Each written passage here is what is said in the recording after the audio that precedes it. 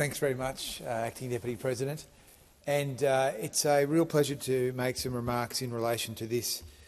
Treasury Laws Amendment delivering better financial outcomes for and other measures bill. And it was only a few weeks ago that we had a hearing into this particular bill, and it was at that hearing that the government appeared to defend the drafting that was pointed out to be problematic by parts of industry and also by the opposition. So this is another bill that Minister Jones and the government have bungled, and in fact so many of these Treasury Laws Amendment bills have been bungled and have needed to be heavily amended. And one of the roles that I perform here in this parliament is to work with Senator Walsh on the Senate Economics Committee, and so we scrutinise the Treasury amendments regularly, and I am staggered by the scale of the amendments that have been required to have been delivered to not just this bill but all these bills. Sometimes it is a bill which has been proposed by Dr Lee. Sometimes they're bills from Minister Jones. I don't think it really matters. They all seem to be hugely messy processes. So the point that was made on this bill is that the drafting was going to mean that every piece of advice was needing to be checked by the trustee,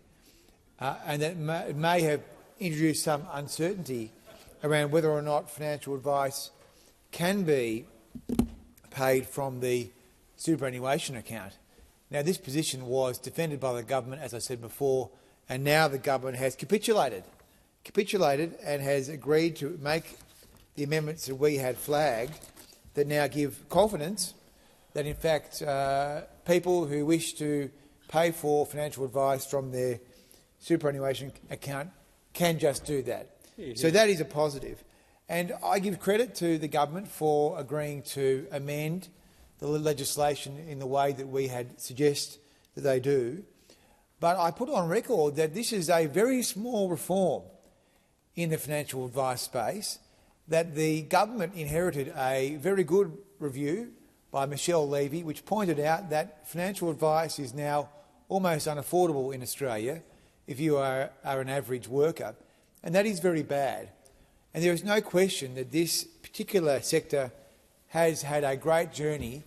of improvement over these last 10 years or so,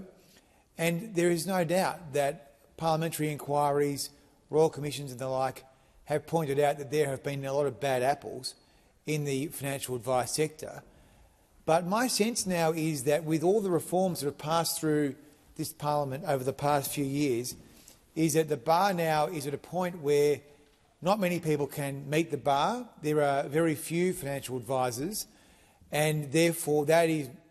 the result of that is that it is very expensive to get financial advice, and that is a bad thing, because we want Australians to avail themselves of the best possible financial advice, professionally given, without conflicts, because we recognise that Australians live in a country where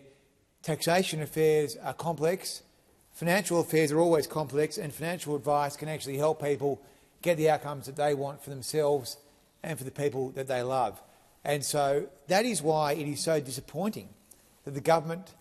inherited a very clear and concise review into financial advice, which showed how it could strip away the bureaucracy, strip away the red tape, and how it could ensure that there would be a greater supply of financial advice at a lower cost. But all the government has done is cherry-pick out a few little ideas, which it has bungled up until now, and here we are at the last hour, the last few minutes before the guillotine comes down, and the government has had to amend its own legislation after previously arguing that the legislation was all good. So I welcome the government's flexibility. We're very pleased that the sector can benefit from having clearly drafted legislation which is going to allow people to get advice from their super fund. But we want to see the government move on the rest of the levy review. We want to see the government deliver the rest of those reforms. We'd like to see the government do a lot of things in this space, but I have to say that the government, now having had more than 2 years in office, is very slow, and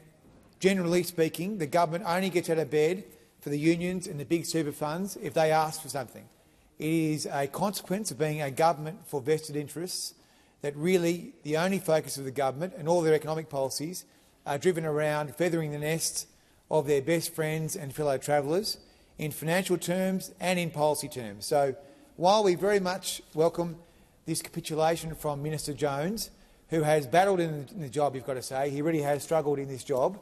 but we're very pleased that he's seen the light in the last few minutes before the guillotine.